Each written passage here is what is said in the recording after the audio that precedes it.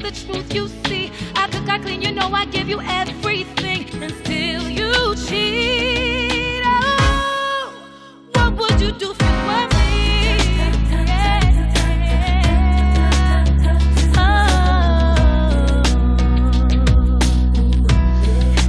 What would you do if you were me?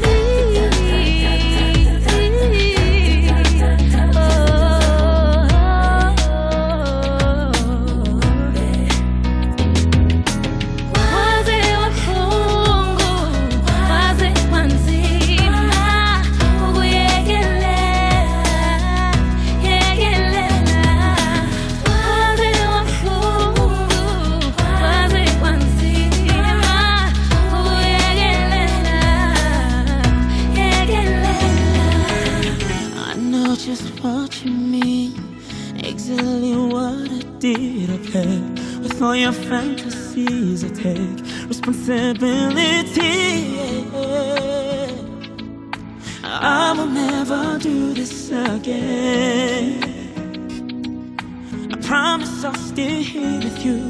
Oh, I know it's hard for you. Where there's a will, there's a way. I swear I hate being me, but it's a lesson learned. All good things must come to an end, but I can't seem to let it go.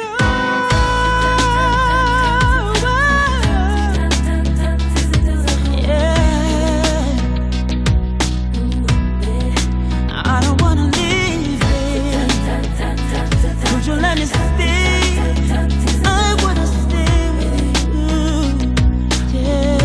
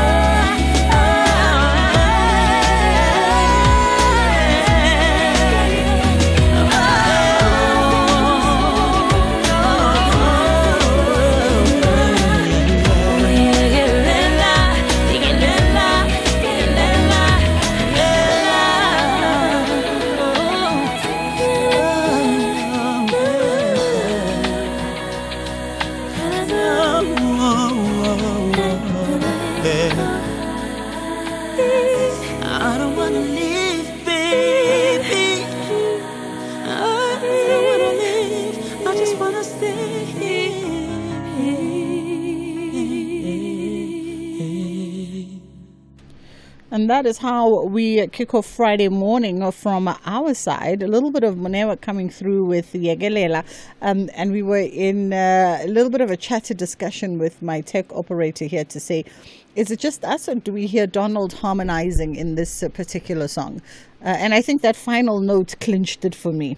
That final note definitely sounded like Donald, and I'm gonna hedge a bet on it that it was Donald until he tells us otherwise. I hope you're having a great afternoon and you're already gearing up for the weekend that lies ahead. You know, on Fridays on the show, we tend to, is it Friday, by the way, as I'm talking, because we've had so many weekends that I'm even confused as to, and not my naughty producers whispering in my ear going, well, no, actually, it's Thursday. It's Friday indeed. It's been a week, 2 weeks of just holidays, and one can't reconcile what day we are on. So on Fridays, we take things nice and easy, and we get to be in fabulous fun conversations with friends of the show, and today's no different. We are joined in the first hour of the show by an iconic South African woman, prolific businesswoman, in fact, who's had quite the interesting journey that has taken her all the way from academia to medicine to business to being a published author. She sits on some of the most respected boards in the country. She's also, of course, the Wits University Chancellor. And she joins us today as the ambassador for the Charlotte Maxeke 125th anniversary and the build-up for that for 2026. We're going to be talking all things the legacy of both these women walking in the footsteps and standing on the shoulders of giants such as Umam Charlotte Maxeke, whilst at the same time creating her own prolific legacy. I'm speaking about none other than Dr. Judy Dlamini, of course. She's in studio with me. We are live streaming, so if you want to catch a visual, you're more than welcome to do so. We also have stages, pages, screens, and more coming up, and then I'll let you know what is coming up on the other side of 2 o'clock, closer to that time. It's fast approaching 20 past 1 o'clock. A quick break, and we come back and we get into conversation with Dr. Judy Dlamini. SAFM values your views. Be an active citizen. Slipper Day is on the 30th of May, and I'm helping to make big dreams come true. When you support Slipper Day, you're helping Reach for a Dream bring smiles and joy to children facing tough illnesses. Do you want to help too? You can visit reachforadream.org.za to find out more about Slipper Day. Let's do it for the Dreamers! This is an SABC-supported initiative. The students want to demonstrate how bright they are by collecting 3 significant points. But Durban ladies believe they have superior football intelligence. Tshwane is up against KwaZulu-Natal. This is the Hollywood Bet Super League. Catch the beauty of Mzansi's women's football. TUT Matatsansa Ladies FC versus Durban Ladies. The Sunday 4 May at 3 p.m. Streaming live on SABC Plus and SABC Sport on DTT Channel 4. Proudly brought to you by SABC Sport. For the love of the game.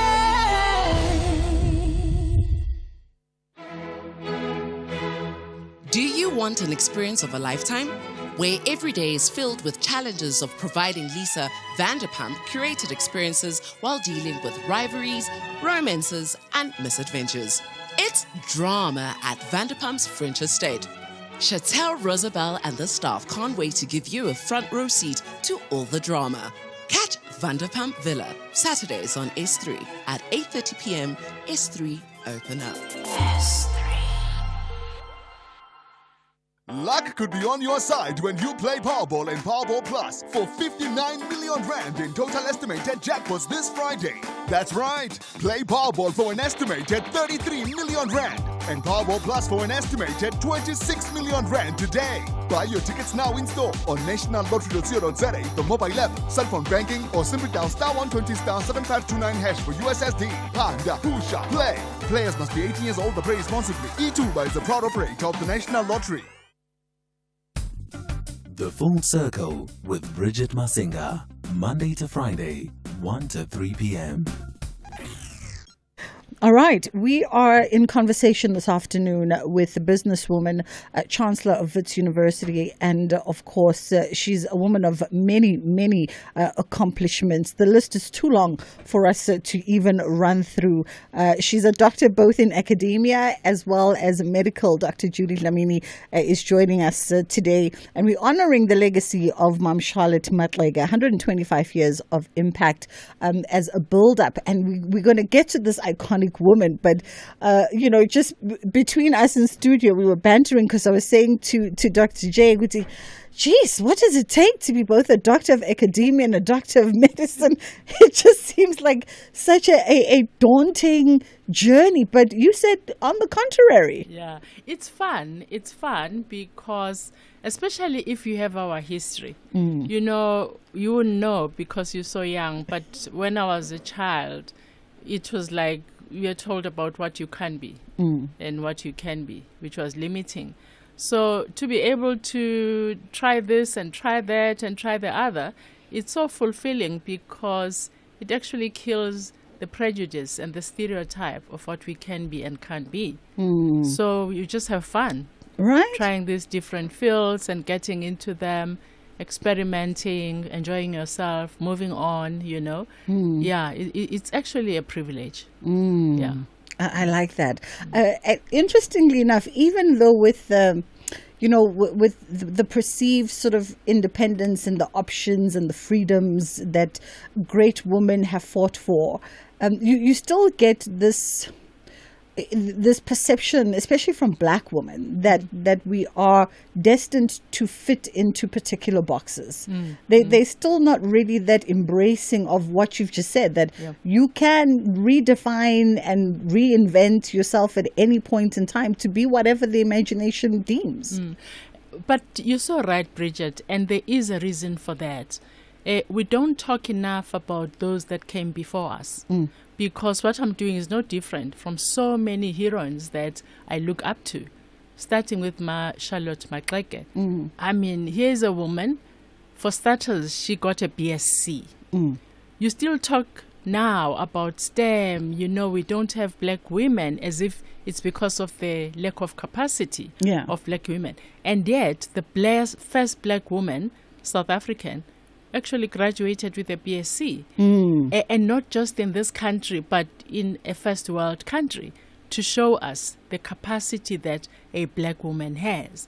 But unless we talk about who she was in the history books that our students and our young people have to study, a prescribed history book.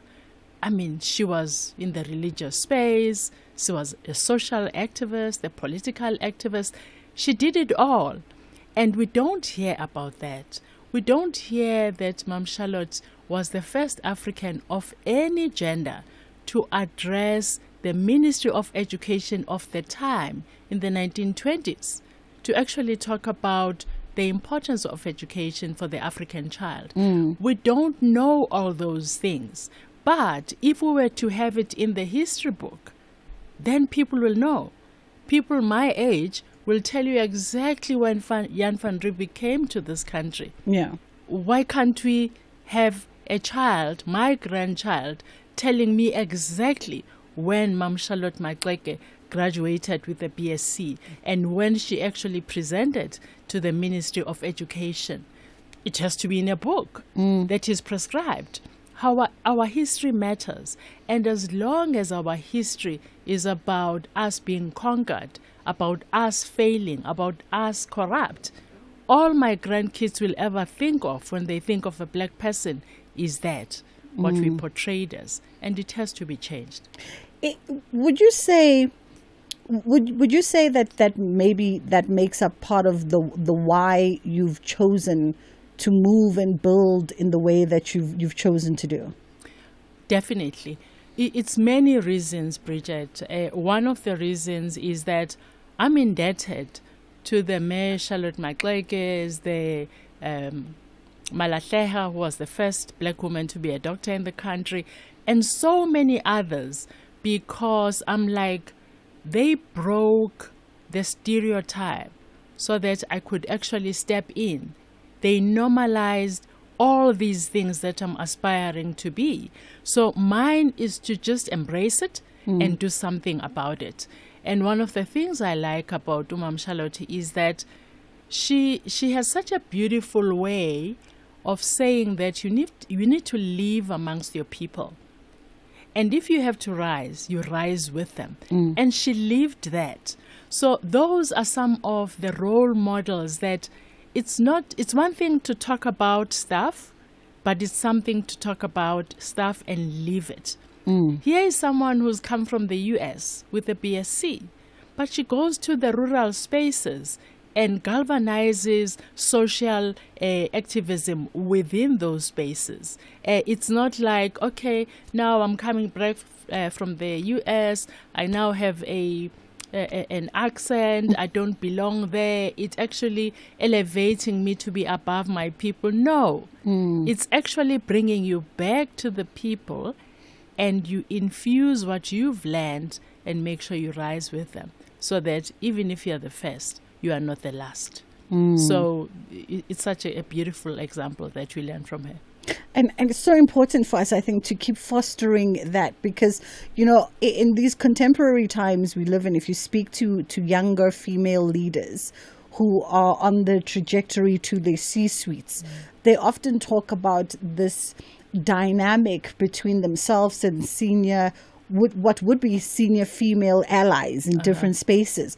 And they go, but there's this palpable energy in the majority that says, I was the first and I will remain the last, and so I'm not going to send the ladder down for you. Every Women's Month we have, you know, intergenerational discourse on this show, and that theme always comes up to say, but if we cannot look upon you in the C-suite as the ally to bring the ladder down and to hold the door open so you are accessible to exchange experience, how are we then supposed to rise up and continue, take the baton from where you left it and continue the building work? Yeah. Well, that's a legitimate question, which actually endorses what I'm saying, that we shouldn't only look at the people that are in front of us, but let's take it back, because the role models are the ones who do the right thing. There will be those few who won't do the right thing because they have this myopic notion that being the first and last is the best thing to be. And if we talk about those that said, if I happen to be the first, I definitely will not be the last because of the things I do to make sure that I lift as I rise. If that becomes the norm, if we normalize Mam Charlotte Maxeke, it will change the perspective. What do those women do who actually, and there are few of them, they are not the majority. It's just that a bad thing, again, it's an African thing that we still need to change. The slave mentality of only seeing ourselves as less, as only seeing what we don't do well as the norm, rather than what we do well. I believe we have an obligation as leaders to normalize the good that we do and the good that we are, because we are good. And there's a lot of good that we do. We just choose those snippets of people that don't get it. When you don't send the parachute down, you just don't get it. You are so primitive, you know, and you are not worth being called a role model. But guess what? We do have role models who do what is right. Let's elevate them and talk about them more, you know. Love it.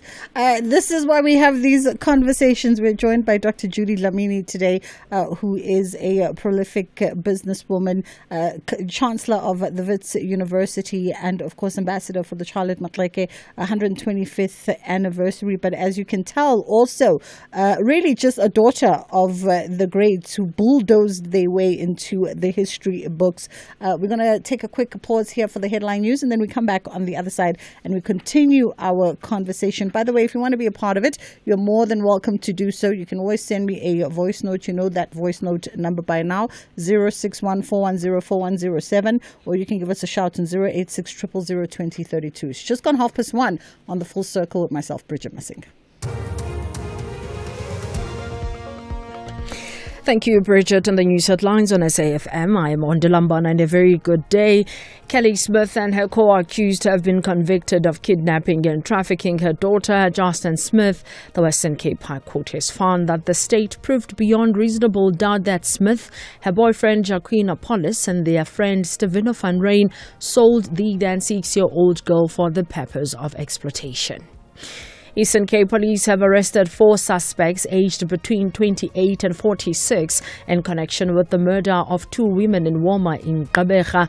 And China's representative legal advisor and Director General Ma Xingmin says the humanitarian crisis in Gaza has reached unprecedented levels and that suffering will soon become unmanageable.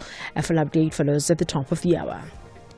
This Mother's Day, there's no better way to celebrate mom than with a thoughtful gift from Dis-Chem. Show her how much you care with luxurious bath and body gift sets from Bayless and Harding and Nature's Edition, or soothing Serengeti home fragrances and Price's candles. Imagine mom's delight as she unwraps her favorite fragrance or a stylish wall, Philips or Reflections hair appliance. Don't forget a sweet treat to indulge in. Spoil mom with perfect gifts from Dis-Chem. Hurry, offers end 11 May. This Thursday on EFC, Africa's greatest meet the warriors of Brazil on a night where 3 titles will be contested. Amanda Lino takes on Mariana Salles, Willie Van Rooyen takes on Kleberson Sousa, and in the main event, JC Lamprecht goes to war with Luis Paulo Picanso for the light heavyweight title. EFC 123 live from the World Sports Betting Arena. Watch it on SABC Sport Channel on DTT Channel 4 from 7 p.m. Brought to you by SABC Sport.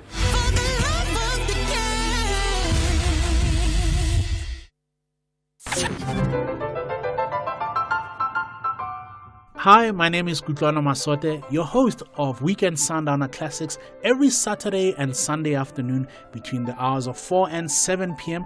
exclusively on SAFM. Now, this is where you get your best classical music jams on any radio platform. Join me every Saturday and Sunday afternoon between 4 and 7 p.m. Weekend Sundowner Classics.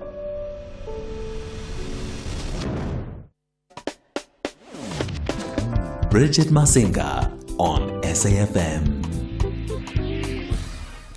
We are in conversation with Dr. Judy Dlamini, medical and academic doctor, a businesswoman and an author as well as a philanthropist.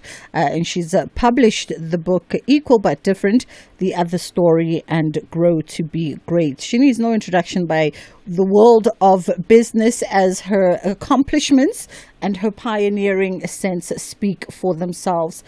You know, part of, obviously, and I think in the first half of our conversation, you've kind of drawn the connections for the work that Mam Charlotte Matleka has left, the legacy of her, but also the woman that she was, obviously, and how that resonates and speaks to you and what you are doing and your family by extension as well are doing. And oftentimes, folks, we want to know, you know, when we sit in conversations intergenerationally looking up to our heroines, and we want to know where the lessons are drawn from the most, from the failures and the successes, the challenges, you know, even reflecting on Mom Charlotte, one would probably ask the question of the sacrifices that she had to make in pursuit for her dreams, being a black woman at that time, you know? It's a combination, Bridget. It really is a combination because there's always pain. There is no success without pain.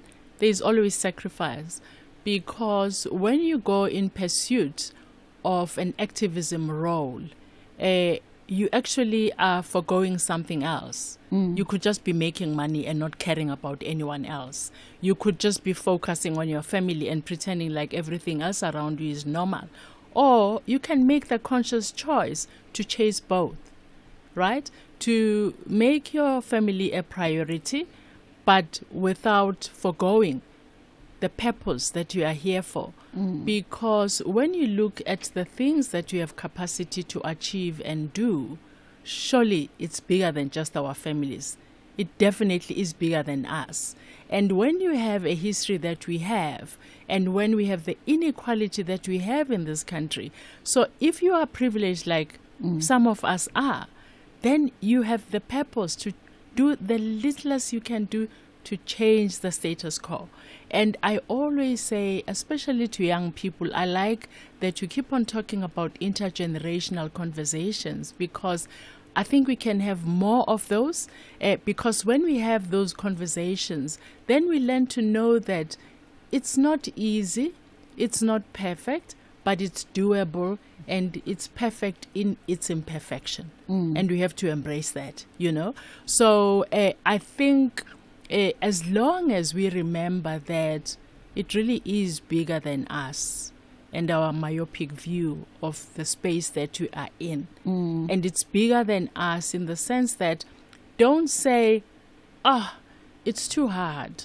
There are so many inequalities. There are so many challenges. This is not working. No. Where are you?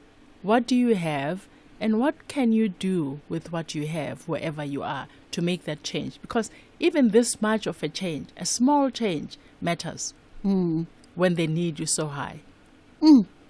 So here's a personal question for you. Speaking of challenges, right?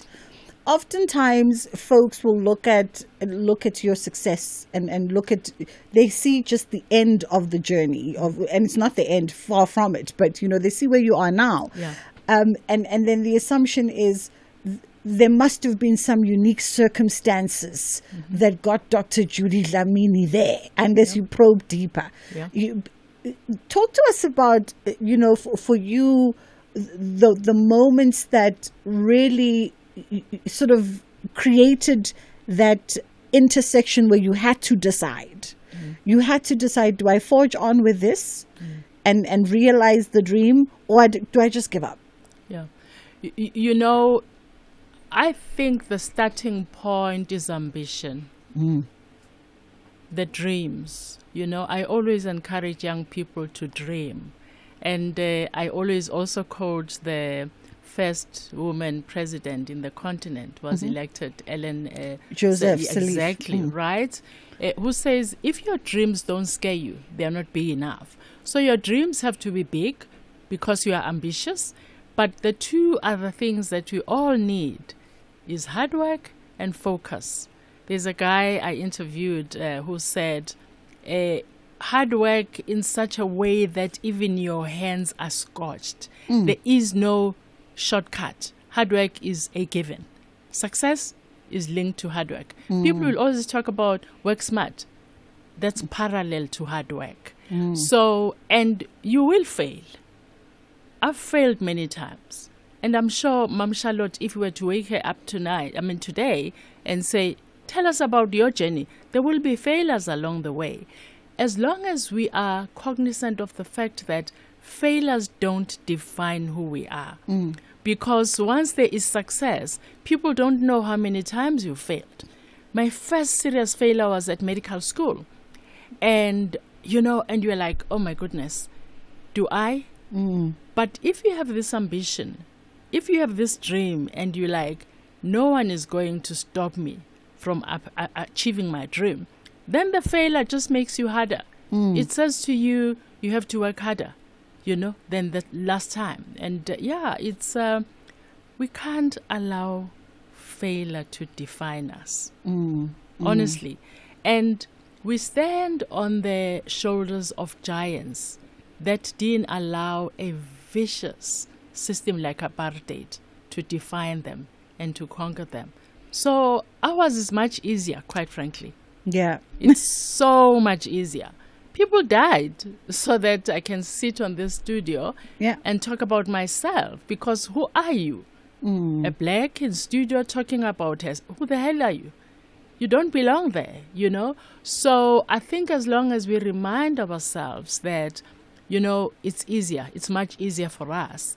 But what hasn't changed is just the grit that we are born with, the grit that comes from the ancestors that shaped our future. So then everything else is noise. Everything else that says you can't really is just noise. Absolutely. So you're building up to this significant milestone, 125 years, which is next year, the graduation of Mam Charlotte Matleke. And I know that you've got quite the itinerary over the coming year. Some highlights, perhaps, of, what people can look forward to, whether by way of lectures and spaces where they can engage with the legacy of. Yes. I know the chairman will be very angry with me to say, you should have mentioned that, you should have mentioned. But, be on the lookout. be on the lookout for the lecture, be on the lookout for the walks, be on the lookout of so many things that have been planned. And here is where I really want to recognize the family and the foundation, because we always talk about government should do this, government should do that, and indeed they should, because that's why we elected them to office. But I admire and I encourage other families and foundations to do what the Manya Matleke Foundation is doing, to keep the name alive, to inspire others through her journey and through her life. I can't remember, was it 2 years ago, where there was a documentary that was flighted at the Hyde Park cinema, where we got to just walk the journey of her, and her using her talent of music to actually be where she was, to go to Europe, to go to the US. And, because there are so many different lessons that you learn from watching that documentary, to say, you're using a talent, a musical talent, to have a scholarship, to get a BSc. And for you to get a BSc, you have this talent of mathematics and physics that you're good at. So it's a holistic way of looking at life. And if you actually fly to those documentaries at the schools, it will then make young men and women, by the way, to say, I'm more than just one side. It's not just being arty or being good at figures or being talented in, it's the whole of me that I need to embrace to actually be successful. So I really believe, I don't know, we must ask the Charlotte Manya Matleke Foundation when we will have that documentary flighted as we build up to the celebration, which I think is in June. So, it's seek the information. It's available. When I was younger, you couldn't go and Google stuff. Now there's Google, there's ChatGPT, there's TikTok, you name it. Yes. The information is there indeed. And we love a multifaceted woman. And obviously, Mom Charlotte Matleke was one of that. I always say I love a person who's B-sided. You got your A side and your B side. Exactly. Surprise me a little bit. I know. You can't just be, I'm a doctor. Really? Okay, great. What else? Is that it? Well, in your case, so much more than just being a doctor. As we wrap it up, and on that fun note, actually, maybe our last sentiment with you, Dr. Judy Dlamini, what do you do for fun? And don't tell me studying and reading text. I do a lot of things, but maybe not enough. Like time with my grandkids. Okay. Best thing in the world. But travel with family, time with family is the best thing in the world, actually. And I think we don't admire and appreciate as much as we do. I always get taken back. We used to have this small table in our kitchen in Houghton when we stayed there and my son was still alive. And the best memories that I have are us sitting around the table, the four of us, and just chatting and eating. And there's nothing better than that. That has graduated, obviously, to me, my husband, our daughter, our son-in-law, and the grandkids. Priceless. Oh, I love it. Priceless. What is a black family without a kitchen table and some food? It is just really the aesthetic of blackness world round. That is where we leave it this afternoon with Dr. Judy Dlamini. We so appreciate you taking the time to come all the way down here and be in conversation with us. It's just gone 2:45. We're going to take a quick pause and then we come back and we get into stages, pages, screens and more. And we're looking at this 5 times. Well, it's a new film actually that's produced by a 5-time SAFTA award-winning producer, and it's set to open up in May. SAFM 104 to 107 nationwide. Leading the conversation. SAFM supports a litter-free South Africa. Play your part in keeping our surroundings and environment clean. SAFM, leading the conversation. Your Sunday nights are about to get big on S3. We have some of the biggest movie titles that will take you on adventures that you simply cannot miss. Thomas arrives in a glade at the center of a giant maze. The race to escape the maze leads him to a journey. Should they escape, all questions will be answered. Tune into The Maze Runner, Sunday, the 27th of April. Maze Runner Darth Cure on the 4th of May. Maze Runner The Scorch Trials on the 11th of May. S3 Blockbuster Movies, Sundays at 7 p.m. only on S3. Open up.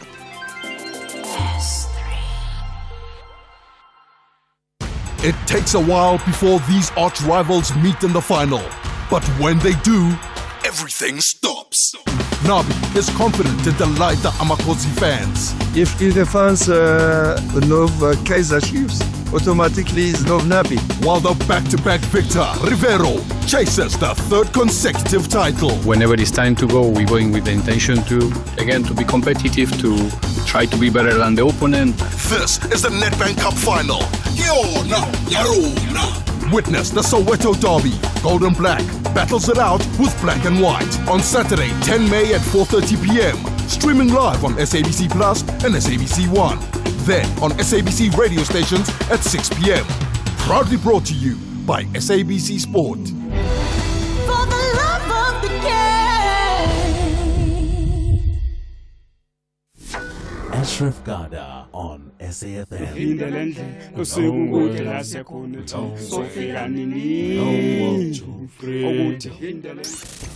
How it all started, because it's not just your father, right? There were people involved in putting together the very, very first group 65 years ago. So, no, our father started the group in 1969. He got a dream that he has to go and recruit his cousins and his brothers to start his own group, so that because he had visions, he had dreams of how this music should be sung. Homeless, homeless, with moonlight sleeping on a midnight lake.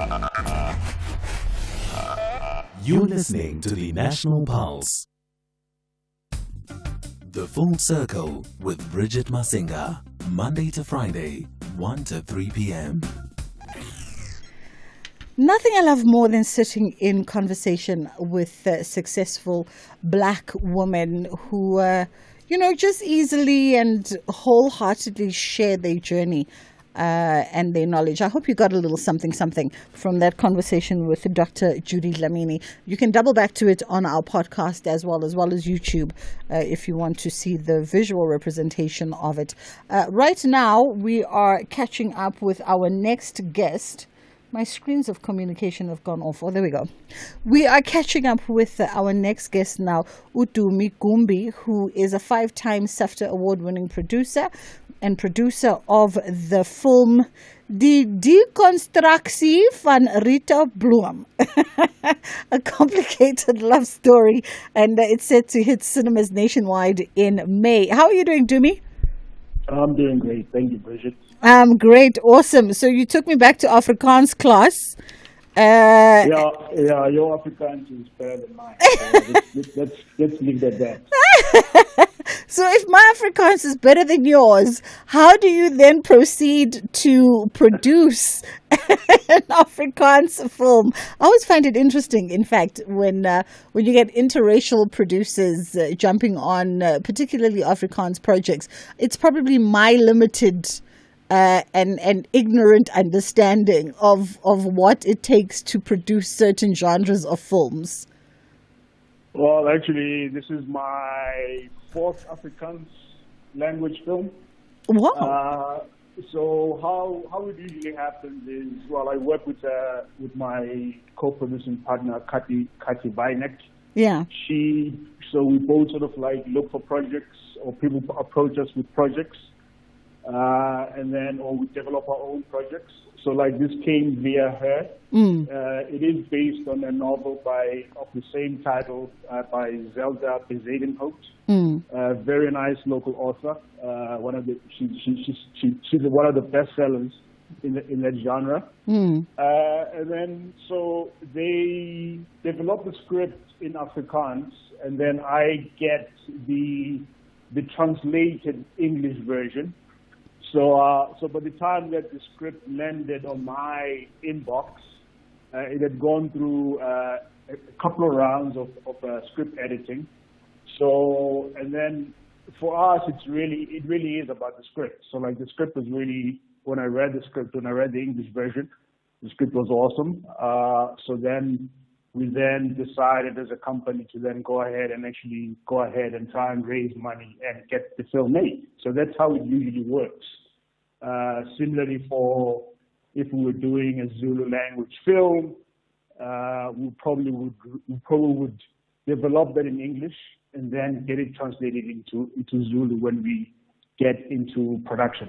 Yeah, very interesting indeed. Dumi, my producers just whispered in my ear if perhaps we could try, I think you on a speaker of sorts or an earpiece of sorts, if we can take you handset to handset, rather just to see if there's a crisper, richer connection to us. We're in conversation with Dumi Gumbi, who's a 5 times SAFTA award-winning producer, and he's produced the film Die Deconstructie van Rita Bloem, and as you've heard, it's based on a novel by the same title that was penned by Zelda Bezuidenhout, who tells a story, the moving story of the breakdown of trust and self.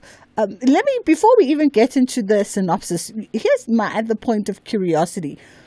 You know how language is so nuanced, and to tell a story and to build character relies on you also getting the nuanced texture of it all.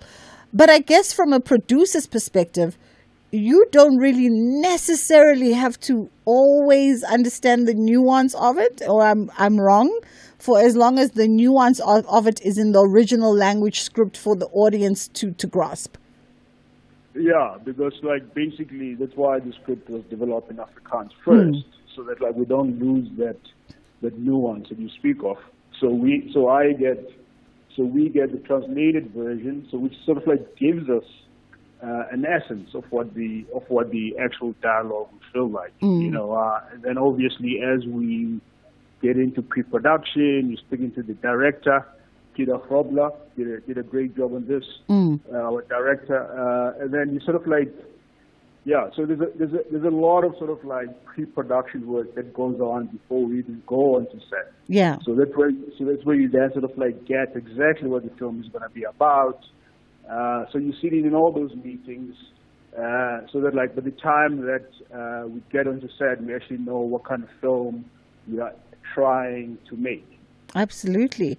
Give us the synopsis, and because this is a complicated story, right? It speaks to a whole host of themes. Yeah, well, that's what attracted us to it. So like, because we try to follow as much as how the story is depicted within the novel. So Rita Bloem is a middle-aged woman living in a nice fancy house in Joburg, in one of the leafy suburbs, and then she thinks she has a perfect life, perfect husband, perfect son who's doing culinary studies, and one day he clumsily drops a file while he's leaving. So he does a lot of work in Cape Town, so he's the kind of guy that sort of like leaves on a Monday morning and comes back on Thursday, so he's always away. So like, So that one morning, so she sees something weird and peculiar about how he's packed his bags into his car.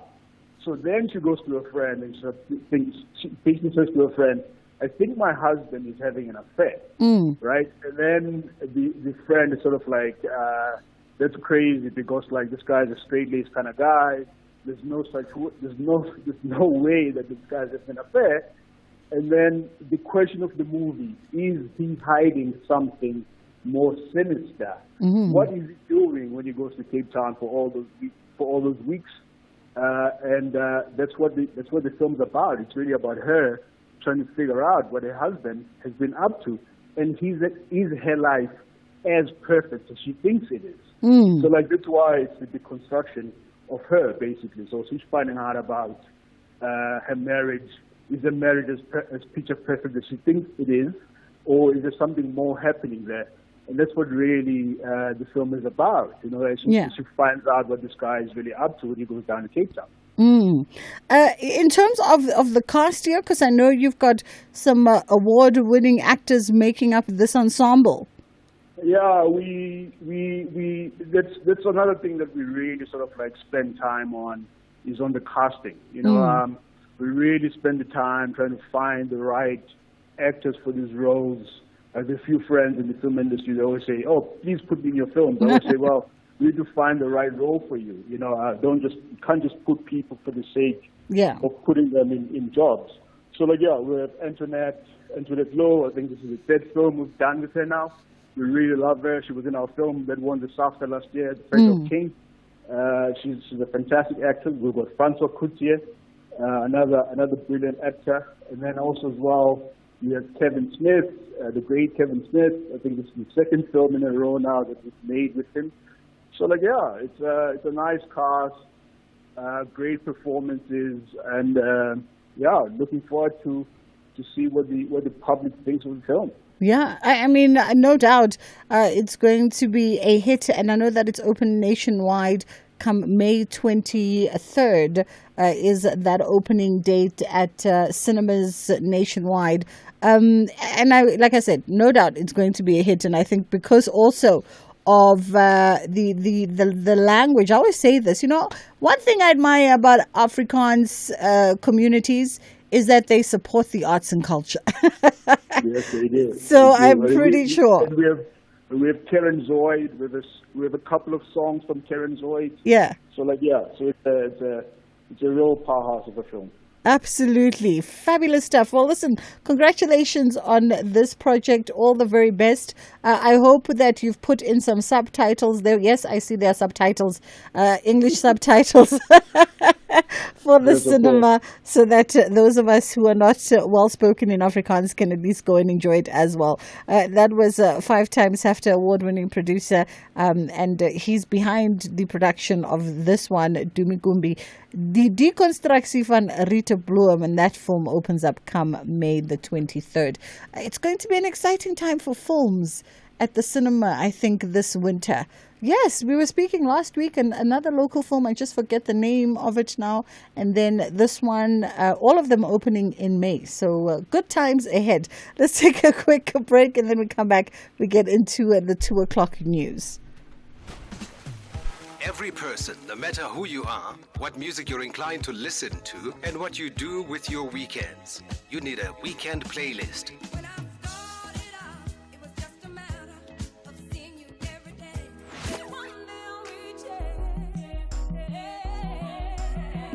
It's that musical mix of music that accompanies the lazy weekends, whether catching up with friends and family or just taking some time to reflect.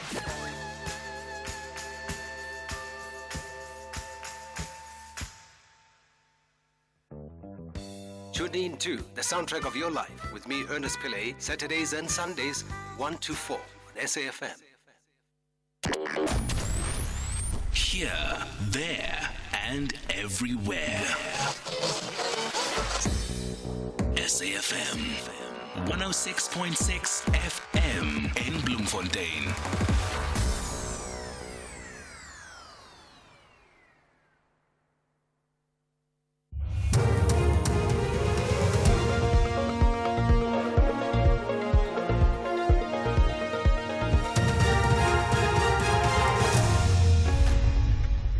Top stories. 2 Jocelyn's mother and co-accused all found guilty, and suspects arrested in Eastern Cape murder case. For SAFM News, I am Ondilambana, and a very good day. Kelly Smith and her co-accused have been convicted of kidnapping and trafficking her daughter, Jocelyn Smith. The Western Cape High Court has found that the state proved beyond reasonable doubt that Smith, her boyfriend Jacqueline Apollos and their friend Stevino van Rijn sold the then 6-year-old girl for the purposes of exploitation. Here's presiding judge Nathan Erasmus handed down his judgment. So, on the main count, I have already found that on the evidence before me, Jocelyn was exchanged. The fact is that her freedom of movement and liberty was inhibited. Now that in itself are the main elements, the act of kidnapping. But also, the evidence is from all scores, there were payments, or at least the promise of payments. The latest data from the Central Energy Fund indicates that fuel prices will likely drop in May. Both grades of petrol are set to decrease by up to 19 cents per litre, with both grades of diesel set to fall by 37 cents per litre. Portfolio manager at Benguela Fund managers Grant Nader. But point to point, the Rand oil price has dropped 13% for the month, so that's really positive, and it does point to a further cut in petrol prices, given that we're using average only of around, say, 20 cents, give or take, on normal petrol and around 37, 38 cents on diesel. But remember, this is on top of a nice cut we saw in April, and potentially further to come if we see this kind of level maintained for the month of May. So the person who allegedly set fire to the Usindiso building, Sitembiso Mdlalose, has told the Johannesburg High Court sitting in Palm Ridge that he was threatened into making a confession. Mdlalose is on trial for allegedly causing the fire that resulted in the deaths of 76 people in the hijacked Usindiso building in the Johannesburg inner city in 2023. During the Kambembe Commission of Inquiry into the Usindiso building fire, Mdlalose allegedly confessed to having started the fire. He says a man he's only referring to as Master, and who is a Tanzanian national, threatened to kill his father and sister if he did not implicate himself. Mdlalose is alleging that Master is the one who started the fire. When he came into the room where I was in, maybe after I think 6 or 7 minutes when Advocate Muloto left me there, then he came in. He told me that he knew that I was in contact with the police. Then he said to me, then I must not implicate him, must implicate myself and not mention his name, otherwise it's going to do the worst to my father and my sister. Eastern Cape Police have arrested 4 suspects aged between 28 and 46 in connection with the murder of 2 women in Woma in Gqeberha. Police spokesperson Sandra Janse van Rensburg says the police responded to reports of gunfire in Sakasonke village, where they found the bodies of 2 women aged 40 and 19. They were shot multiple times. Janse van Rensburg says the investigations led them to Doranginza Hospital, where they arrested the first suspect. Further investigation led the members to a residence in Greenshields Park, where 3 more suspects were arrested. During the operation, police confiscated a Mossberg 12-gauge shotgun with a box of 9mm ammunition. The motive behind the killings remain under investigation. The suspects are facing charges of murder, conspiracy to commit murder, and possession of unlicensed firearm and ammunition. They are set to appear in the Gqeberha Magistrate Court on Monday. China's Director General Ma Xinming says the humanitarian crisis in Gaza has reached unprecedented levels and that suffering will soon become unmanageable. The International Court of Justice concludes its week-long public hearings to gauge Israel's responsibility for the humanitarian crisis engulfing Gaza during its war against Hamas. Xinming says China calls on the court to issue an advisory opinion that upholds the integrity of international law. The reality of occupied Palestinian territory remains grim.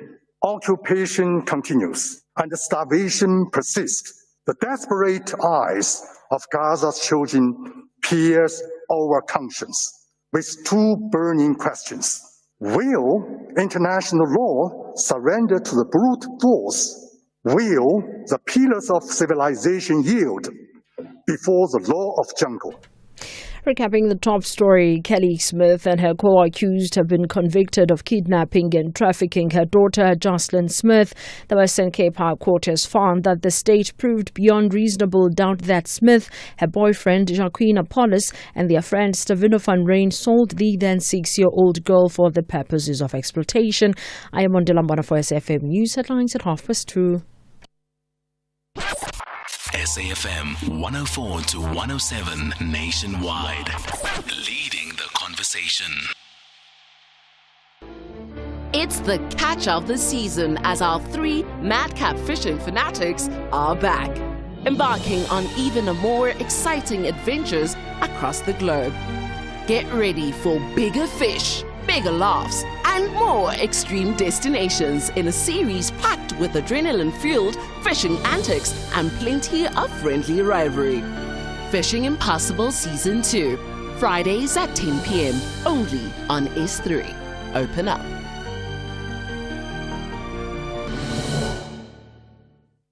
After a 2-0 away win earlier this season against Ipswich Town, the Toffees are confident of another victory.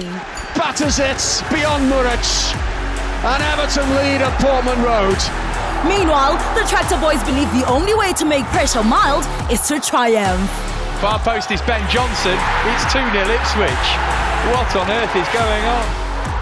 This is the Premier League. Catch the superb clash between Everton FC and Ipswich Town FC. The Saturday 3 May at 3:30 p.m. Streaming live on SABC Plus and S3. Proudly brought to you by SABC Sport. For the love of the game. Marawai, why did you think a plastic bag and tape was a solid window replacement after that smash and grab? And why does it sound like a kite every time you hit Puma 60Ks? Marawai, why aren't you insured with Santam, the insurer that covers theft or attempted hijacking? Get your car covered online in just 2 minutes or SMS cover to 36101. Santam, this is freedom. T's and C's apply. Santam is an authorized FSP, a licensed non-life insurer and controlling company for its group companies.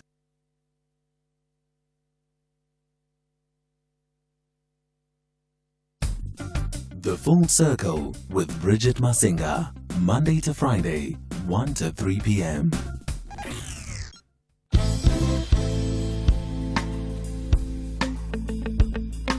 Skyscraper, phantom city, structures with a story to tell.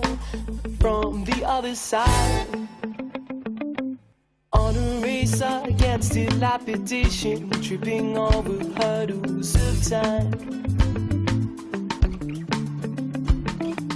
1,000 lifetimes in your skylines, witnessing the struggles outside. Monumental corporations offer movement in the summer daytime. Feel my soul's coming down to fever, burning holes in the wooden floor. Still I've got no place to go. I hit you right on the back of a giant cat on its way into the studio.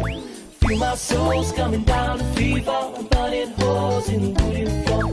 Still I've got no place to go. I hit you right on the back of a giant cat on its way into the studio.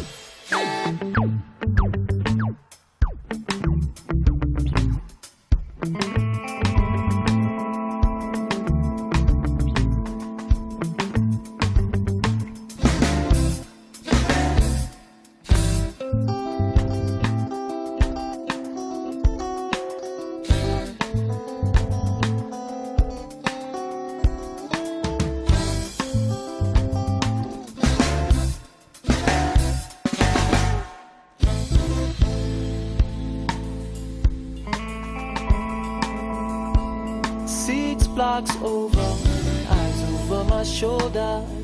Pavement puzzle pieces fit just right.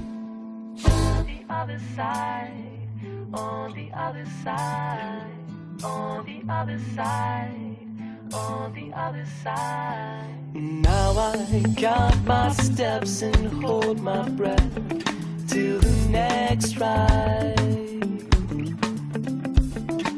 Coming round the corner,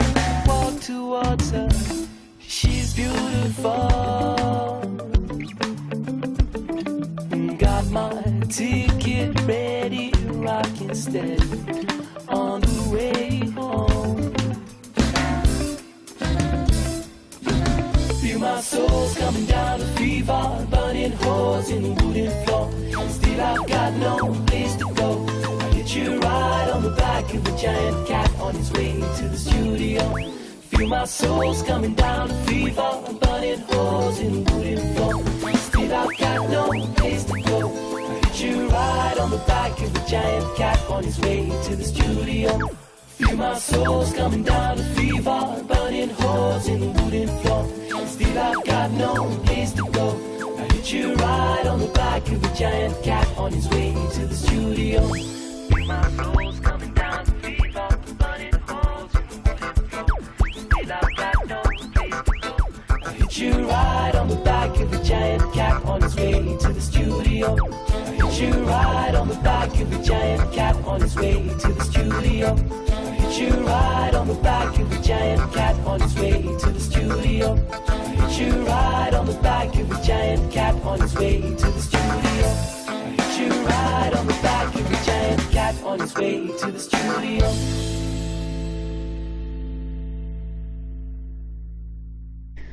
A little 340 mil coming through. The Other Side is the name of this one, the title of this one, bringing you all that Friday flavor. They just had their one night only show in Cape Town. I think it was about a month ago, 2 months ago. We spoke to them before that as a build up to it, and a lot of people were very excited that they were coming together for that one night only performance. But they were very clear in the conversation that we had with them that it doesn't mean that they're going to be releasing a project, a musical project. They do still work separately in music in different spaces, and sometimes they collaborate with, different sort of dynamics amongst themselves. But as 340 mil, as you know them, they don't have a project that's in the works that maybe that one night only was a build up to. They were literally just giving us fans a one night only. In case you went there. My producer seems worried. He seems worried. So, just to remind and clarify, joining me now in studio, we are talking to Fumani Maluleke, who is a visual artist. Remember the conversation we were trying to have yesterday? Well, we're having it today. He's in studio, and we're talking around the upcoming exhibition, the UNISA Art Gallery, in collaboration with the Department of Development Studies, is inviting you to the official opening of Tsalwa is it? The Materiality of Stories, the solo exhibition by Fumani Maluleke that's curated by Tekhofatso Siaka, who's a great curator of the arts, by the way. How are you doing? I'm very great. I mean, clearly sizoqala. Yeah. If you are live streaming, and I suggest that you do, we live stream on our social media platforms, safm.co.za on YouTube, on our handles on Instagram and all the social media platforms at SAFM. So you are wearing the mat. I'm the mat. You are the mat. Yeah. And I was saying to you yesterday that when I first saw you at the Turbine Art Fair, yes, which is an annual art fair, one of, on the calendar for a lot of art appreciators and collectors and artists alike. And I remember turning the corner and seeing your work. And it was very striking because it was so different to anything I've ever seen. And especially the canvas that you use, it pauses, it makes you pause. And hence the mat that you are adorning today. What is the significance of the mat for you and in your work? Sure. The mat,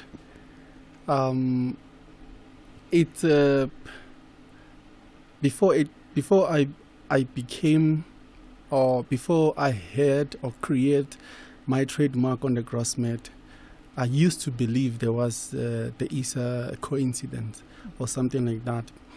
From me moving from Limpopo, coming to Joburg, and then with a grass mat to be the bed to sleep on, and then on the studio trying to work and the lack of materials.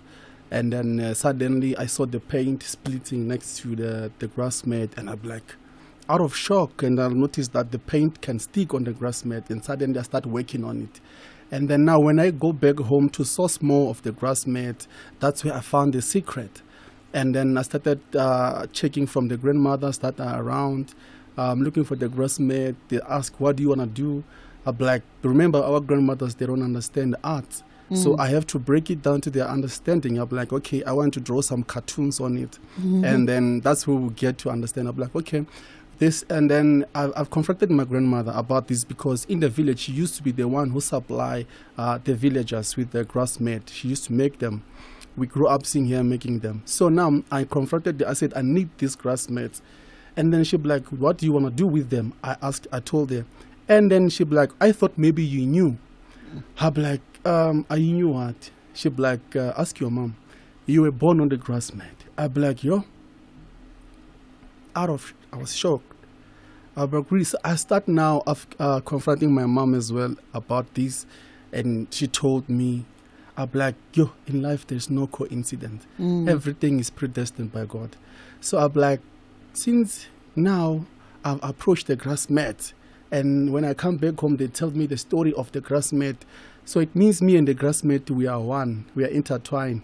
Yeah, so it started there.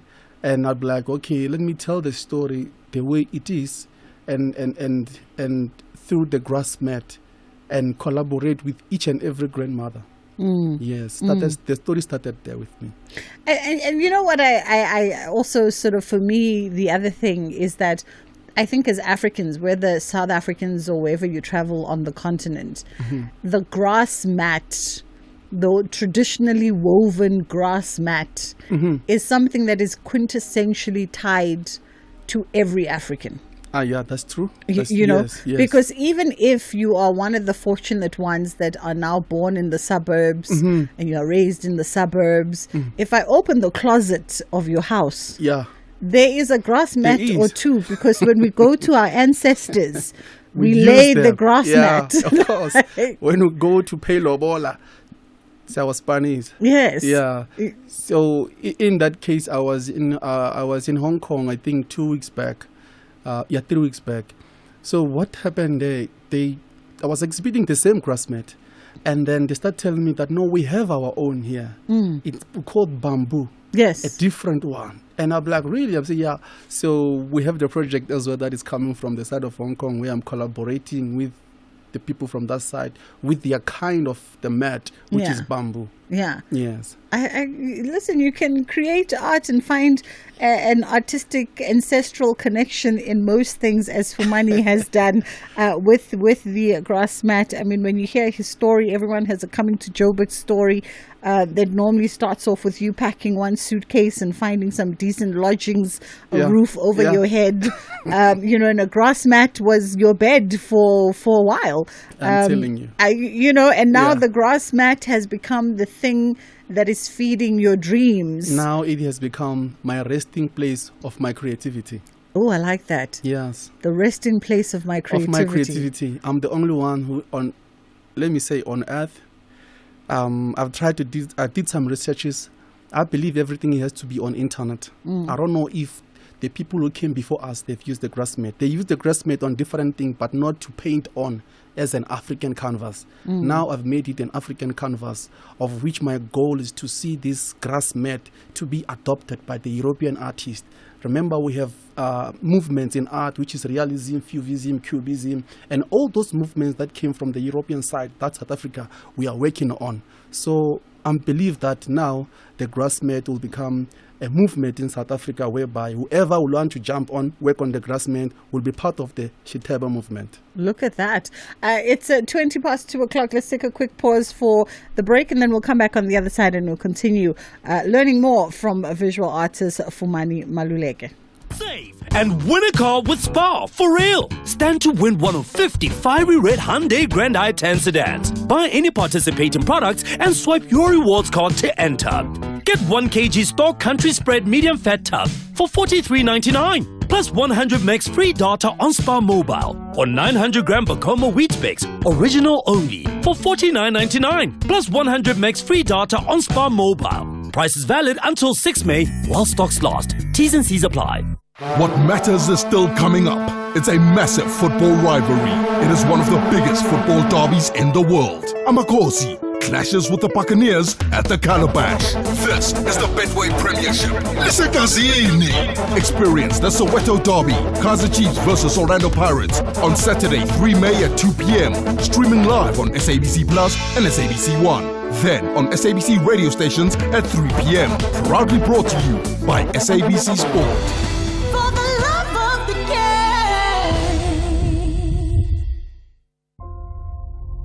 Beneath the surface of our planet lies a world so strange, it might as well be alien. Alien Abyss plunges into the darkest depths of Earth's oceans, where bizarre life forms glow, hunt, and survive in complete darkness. See creatures never before captured on film, in a place where science meets the unknown. Alien Abyss, the final frontier, is in space. It's right below your feet. Sundays at 6 p.m. only on S3. Open up. S3. The Full Circle with Bridget Masinga. Monday to Friday, 1 to 3 p.m. All right, it is the Full Circle with myself, Bridget Masinga, on SAFM, and we are live streaming, so you can see our guest live in studio. If you're wondering why we're talking about maths, because we are in conversation with visual artist Fumani Malulega, and we'll get to the exhibition in a minute. Amongst ourselves here in studio, everyone was going, in my language, a grass mat is in my language. So in my birth language, it's my birth language because of where I was born. But I always have to put this disclaimer, because people who see my surname Masinga are like, are you Tsonga? And I'm like, my dad is, yeah. Well, half Tsonga, half Zulu.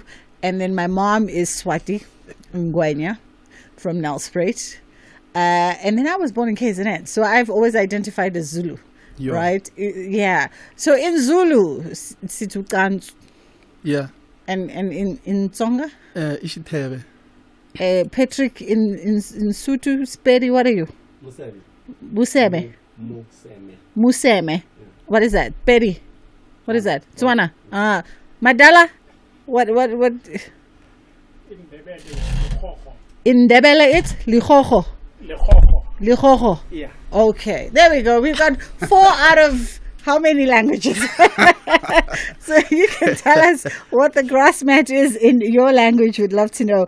And I was saying to the gents that, you know, it's something, as you heard in our conversation, something that all Africans probably have in their household, regardless of whether or not you were born in suburbia, out of the township, because there are certain things in who we are as Africans that call us to go to the mat. Mm-hmm. And I got my first that was mine grass mat for Umemuloam. That's when I got my grass mat, and then my next grass mat came when I got Lobolad, my in-laws that had a grass mat there for me, and then my third grass mat came when we did the welcoming ceremonies between the bride and the grooms. And grass mats don't just No, yeah. It carries history and memory on it. Yeah.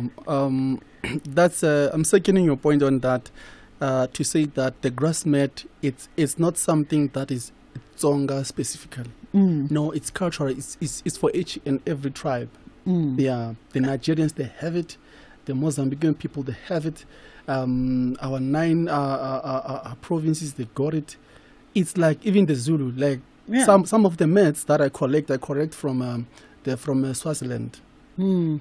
So we only differ by the patterns that they put on the grass mat. Yes. This one specifically that I wear here is from the Tsonga people. Mm-hmm. Yes. So these patterns that are here, it is the same pattern that they use to decorate the walls at home. I see. Yeah, it's one and the same.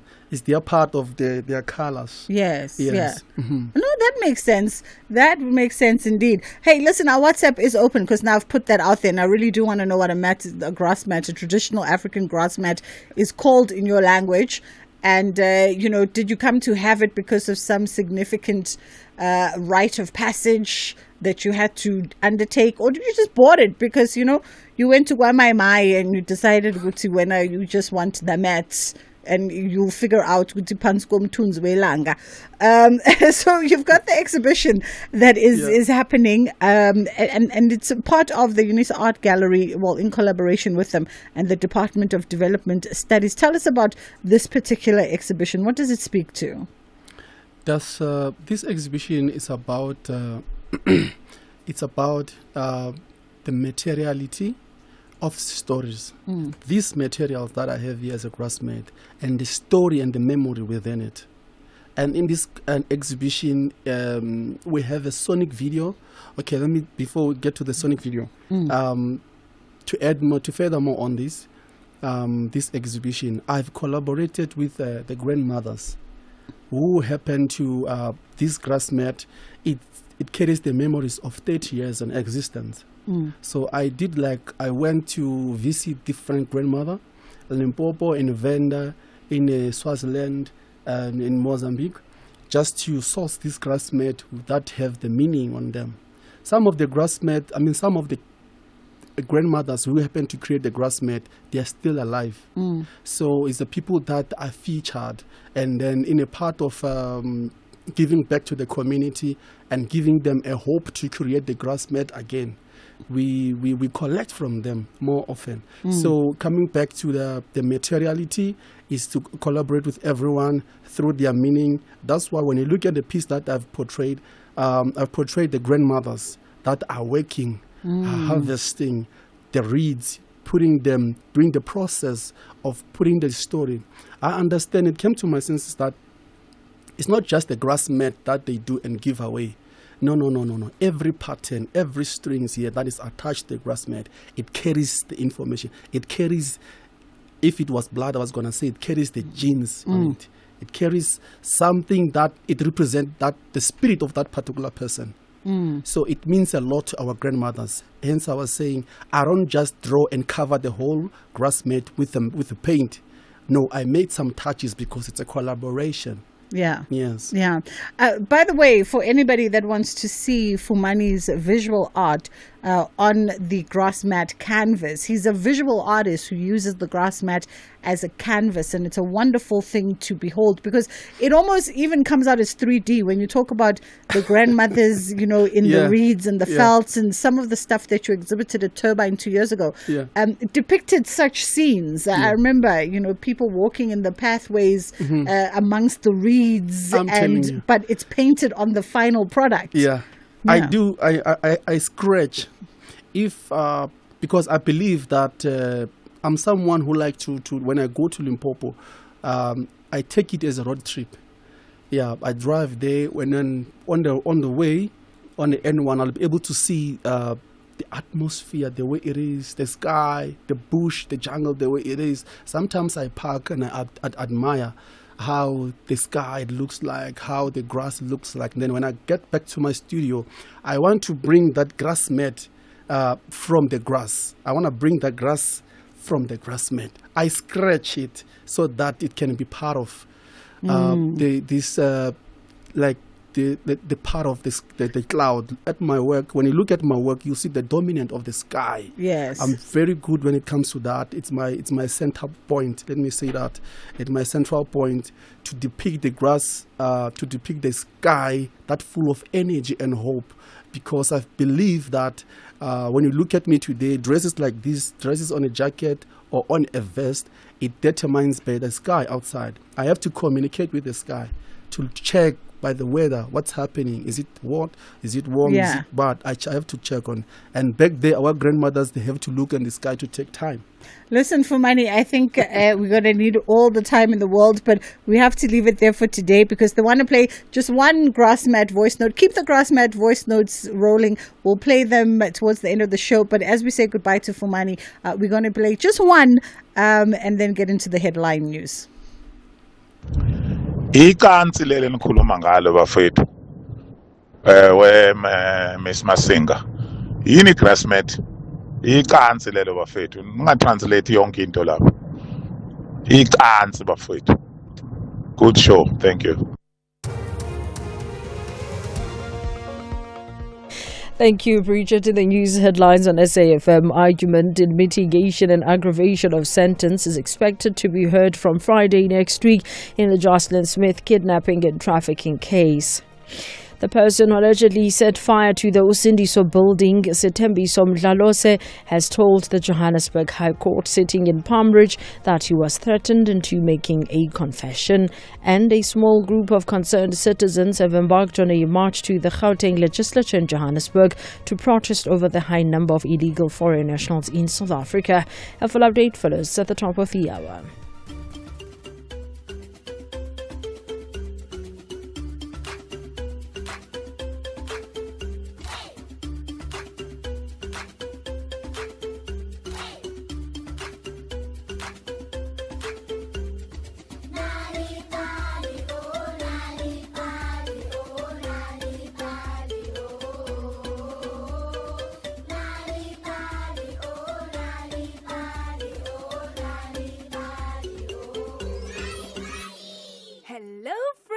And welcome to Nali Bali. Did you know that stories are magical? They can take us on an adventure to far places, introduce us to amazing characters, teach us important lessons about life. Reading and listening to story helps us grow our imagination, learn new words, and understand the world better. When we enjoy stories, we become better thinkers, better learners, and even better friends. Stories can make us laugh, help us feel brave, and show us that anything is possible. The more we read and listen, the more we discover. So get ready, because today's story is filled with fun, excitement, and a little bit of magic, just like all great stories. Today's story is called A Way to Read, written by Hloniphani Ndlovu. But before we listen to today's story, let's all get up and dance!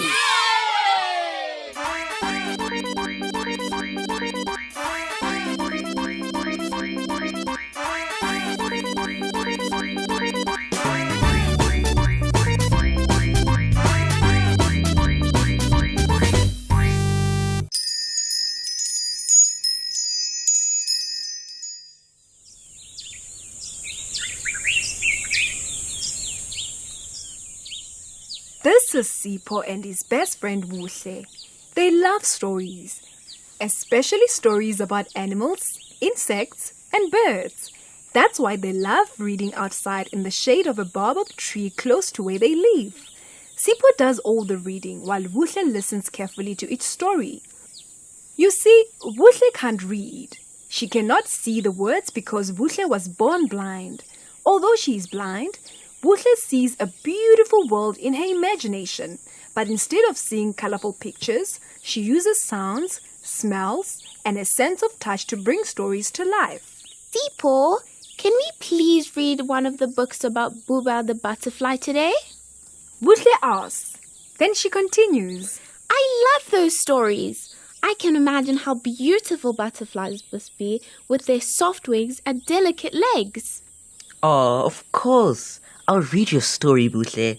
I mean, after all, I love those stories too. Sipho replies, smiling. As Sipho reads, Buhle interrupts him often, sometimes a bit too often, but Sipho doesn't really mind. What color's Buba's friend? Buhle asks. Well, she is mostly yellow. To me, yellow is like the taste of sweet pineapple or the sound of a tiny bell. She has some red too. Red is it's a strong color.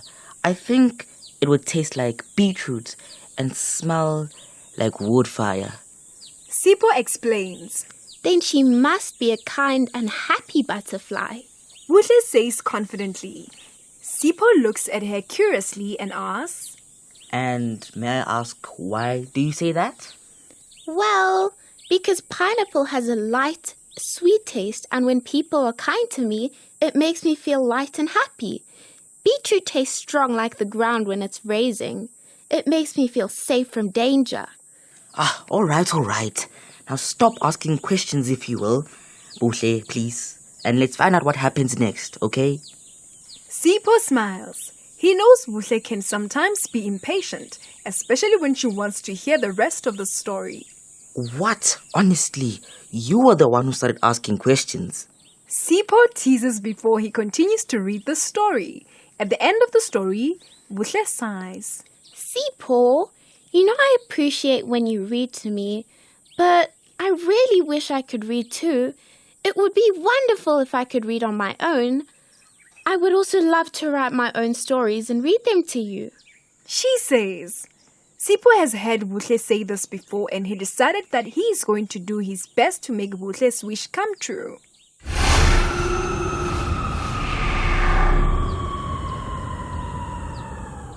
Today, Sipho is in his bus library to get another book to read to Buhle. But he also needs something else from Mr. Khumalo, who runs the bus library. Mr. Khumalo knows about all kinds of books.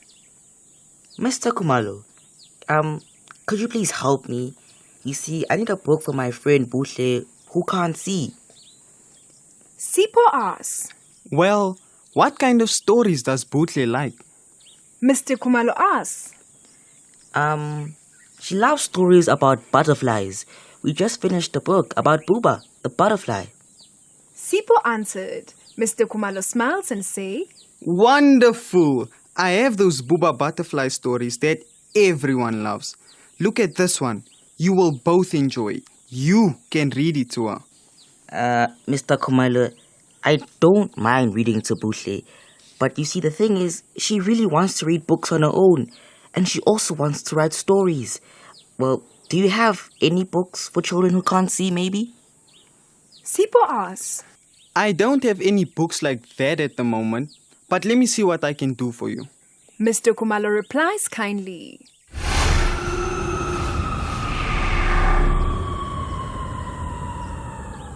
It has been a week since Sipho last spoke to Mr. Khumalo. Buhle and Sipho are sitting in the shade of the baobab tree reading the last 4 of Boba books. Then Sipho's mom calls. Sipho, they're here. Who's here, Sipho? What's going on? Buhle asks a bit confused. For once, just don't ask so many questions and just come with me, Buhle. Sipho laughs.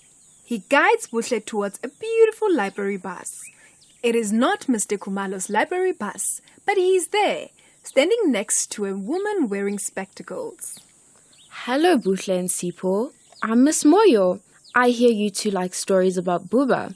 I like those stories too. Miss Moyo says. Then she turns to Buhle and says, Buhle, Sipho told Mr. Khumalo that you would like to be able to read on your own. Well, we have a surprise for you. My library bus has books for children who can't see, and we'll teach you how to read them. But how? Asks Buhle. She sounds very excited. Blind people can read and write using Braille, says Miss Moyo. What's Braille? Buhle asks, frowning. Braille is a way of reading and writing used by blind people and those who can't see clearly. Explains Miss Moyo. Then she asks, would you like to learn Braille, Buhle? There's a school you can go to where your fees will be paid, and there's a minibus to take you to school and back home every day. For once, Buhle is speechless, but she stammers. What? Then she smiles the biggest smile ever. This is the best surprise! Buhle says and does a little happy dance on the spot.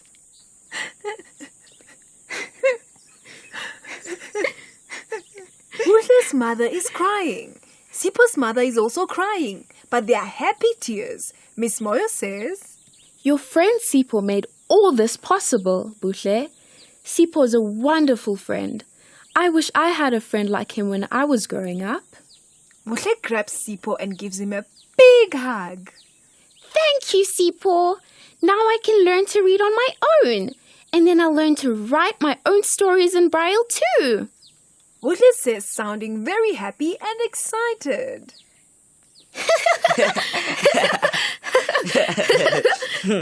And now Sipho is also doing a little happy dance. And he also has the biggest smile ever. It is wonderful to be able to help a friend. And so we come to the end of another Nali Bali story time. Today's story was called A Way to Read, written by Hloniphani Ndlovu.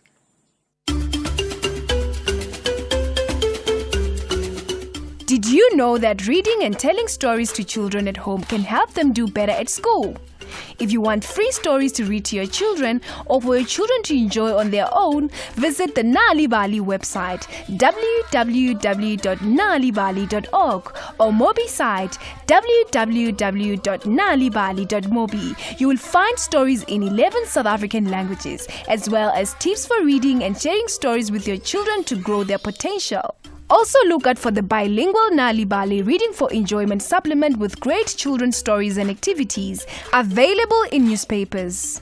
Nalibali, it starts with a story.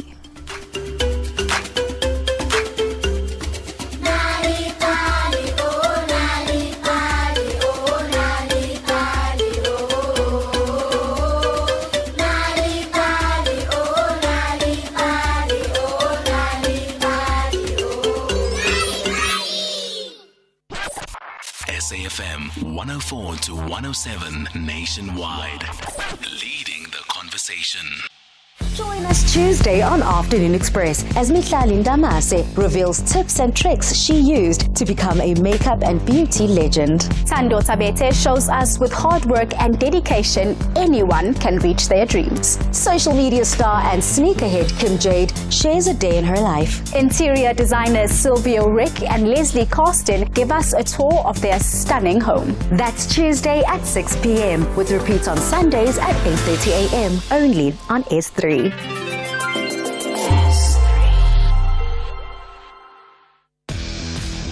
The students want to demonstrate how bright they are by collecting 3 significant points. But Durban ladies believe they have superior football intelligence.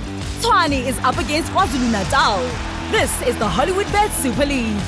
Catch the beauty of Mzansi's women's football. TUT Matsatsansa Ladies FC versus Durban Ladies. The Sunday 4 May at 3 p.m. Streaming live on SABC Plus and SABC Sport on DTT Channel 4. Proudly brought to you by SABC Sport. For the love of the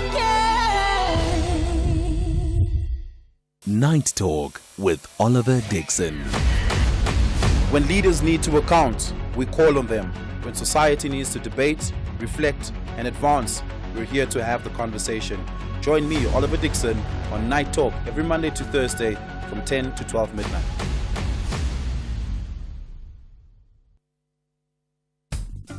The Full Circle with Bridget Masinga. Monday to Friday, 1 to 3 p.m. Stages, pages, screens, and more on The Full Circle. All right, we are catching up with veteran actor and, of course, writer Dr. Jerry Mofokeng Maketa joining us. And we are going to have a conversation following the stage reading performed at the Market Theatre in October of 24 of Mantuba, a play with music written and directed by the veteran actor himself. And it's opening again until the 11th of May, if I'm not mistaken, this year, back at the Market Theatre. How are you doing this afternoon, Dr. Jerry? Bridget, I have not been pregnant, but I think I feel like a woman in a labor ward.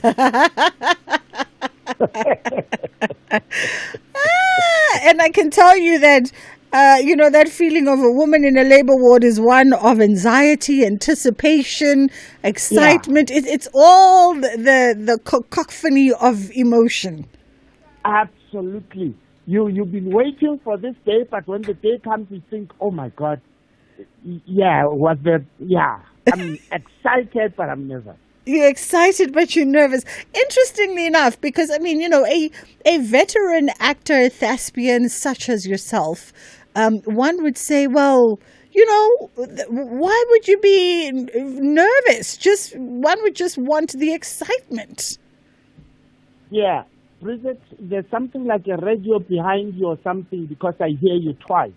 I don't know what's causing that. Is it? Okay, we'll try and figure it out from our end, where that reverb is coming from. Hopefully, We'll try and figure it out.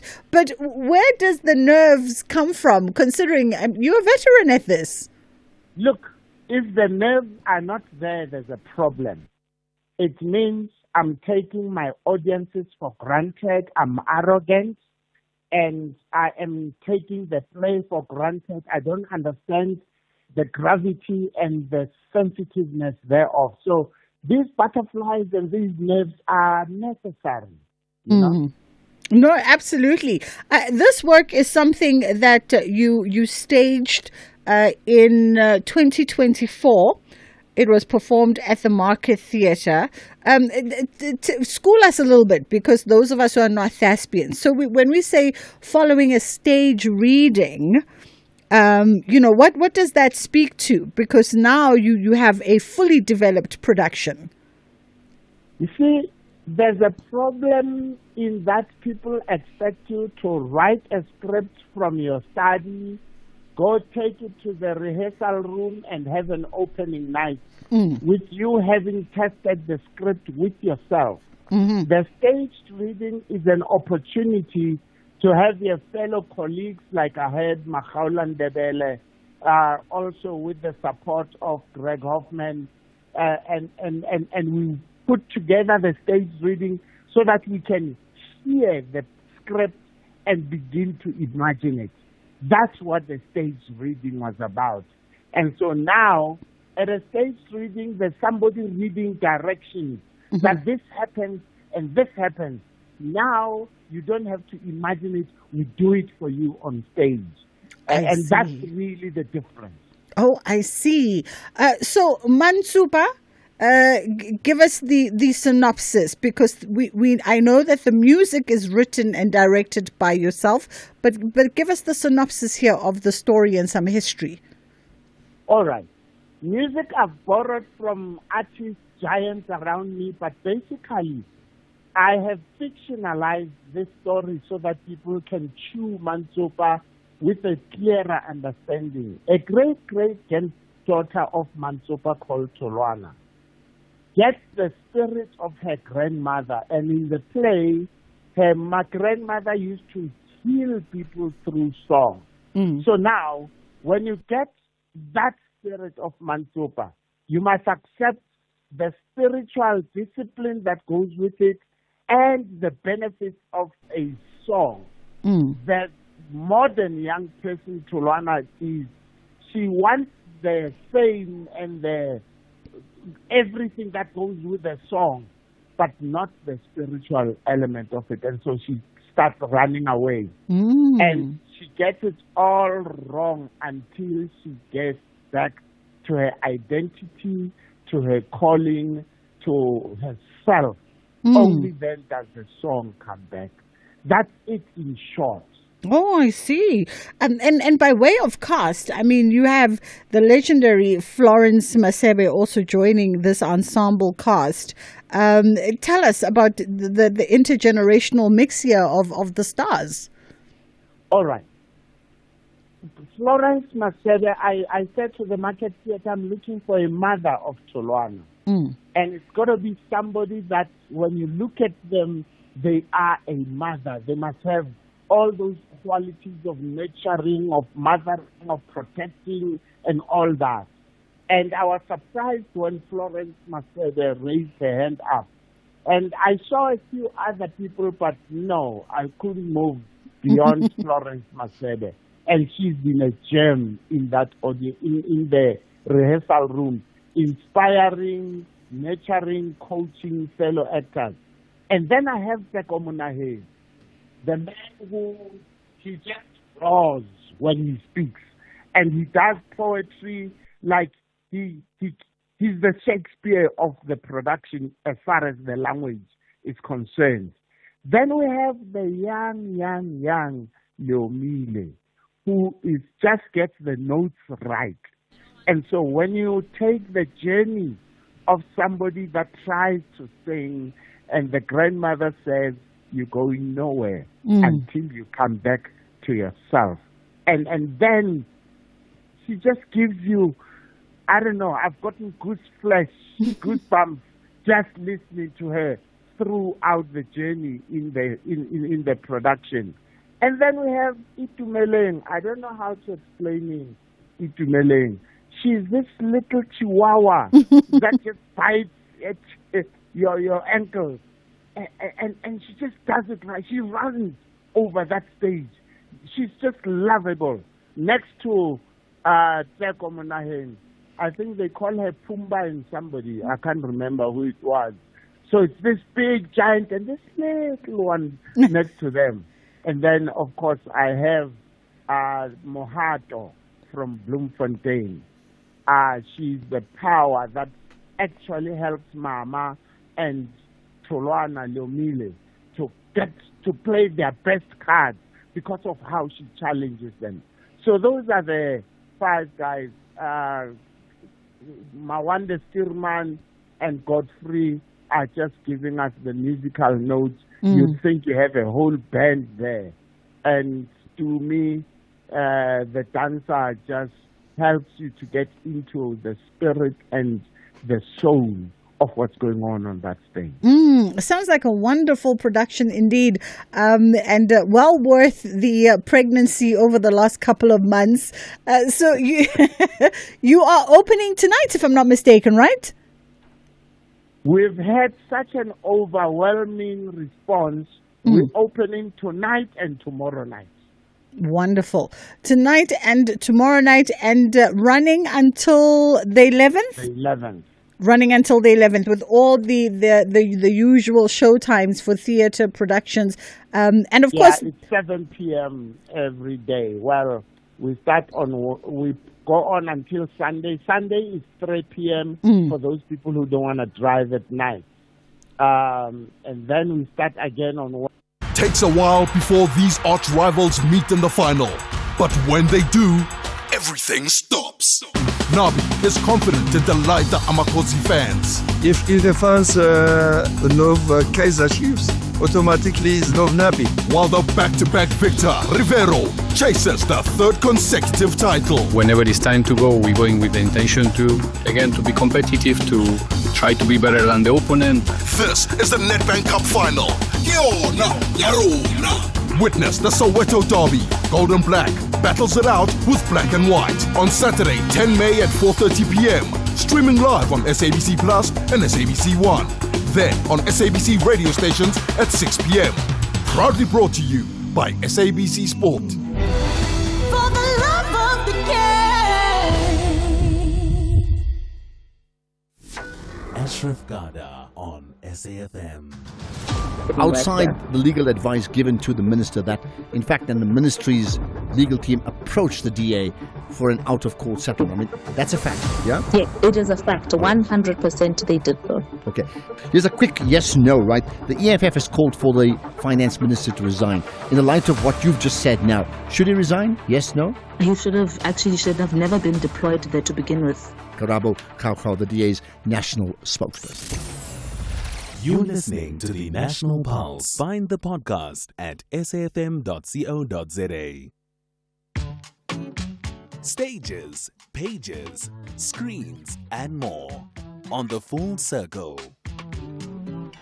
Oh, let me profusely apologize to you, Dr. Jerry, for that rude interruption by our commercials right there. I was so engrossed in the conversation that I wasn't even casting an eye on the technicalities.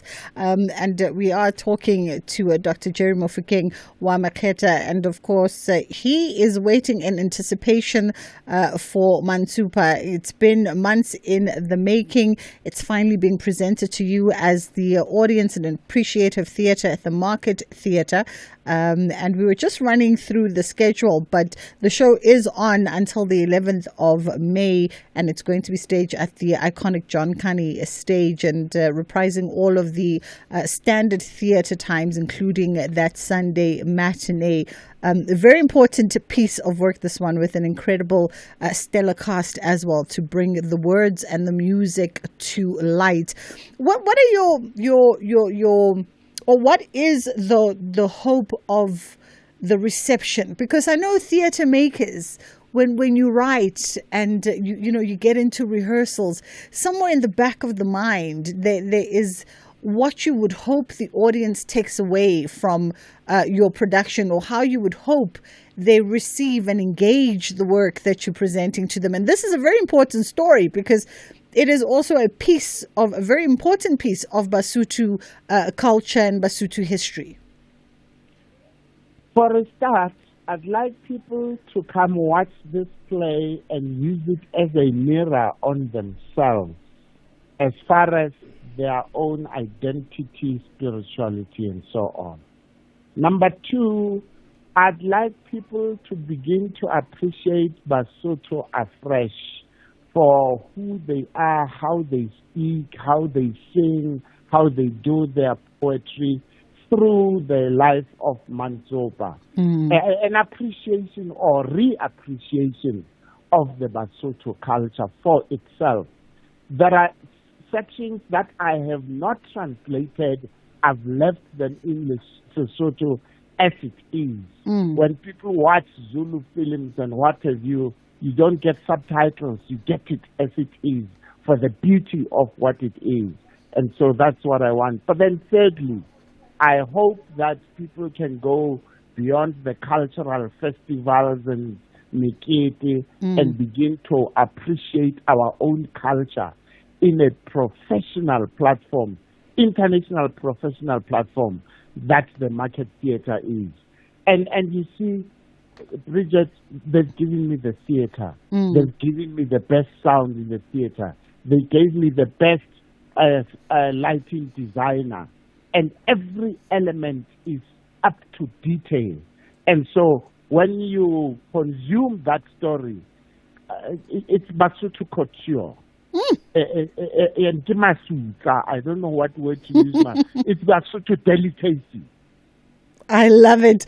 A master of words and an exceptional theatre practitioner in his own right, Dr. Jerry Mofokeng wa Makreta. Thank you so much for the time today. That play Mantsopa opening at the Market Theatre and running until the 11th of May. And you can go through to the box office in order to secure yourself a ticket for this one. As we wrap it up in our final minute, we're going to double back to the sidebar question. We just put it there as a sidebar question, just impromptu, because we were in conversation with Fumani Maluleke, who is a visual artist. He paints the most incredible pieces of work, very three-dimensional what he does, and he does it on an old medium that's very familiar to most of us as Africans. We played that voice note earlier, our one listener going, "What is a grass mat?" Because then the like any grass mat. I don't know what they call it in Afrikaans. But let's go back to some of your voice notes. Hi, Bridget and Fumani. So in our language, which is Sipulana, which is spoken in Bushbuckridge, we call the grass mat mosemo. So ke mosemo. Hi, good day, Bridget. Very interesting conversation with the artist that you've got in the studios there. In my language, which is Igbo, which is an Eastern language, Eastern Nigerian language, it is called Ute.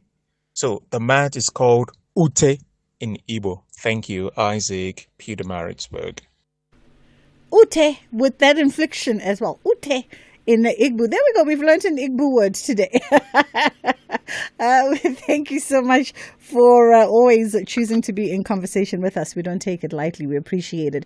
And of course, this show is as much ours as it is yours. So at any point in time, you can always be in contact with us on social media as well as WhatsApp. You can find me on @Bridget Masinga on X. You can look for me on Instagram if you're on Instagram as well, and keep us up to abreast with what's happening in the world of arts and culture in your corner of the country. That is where we leave it today. Ashraf is coming through with his team.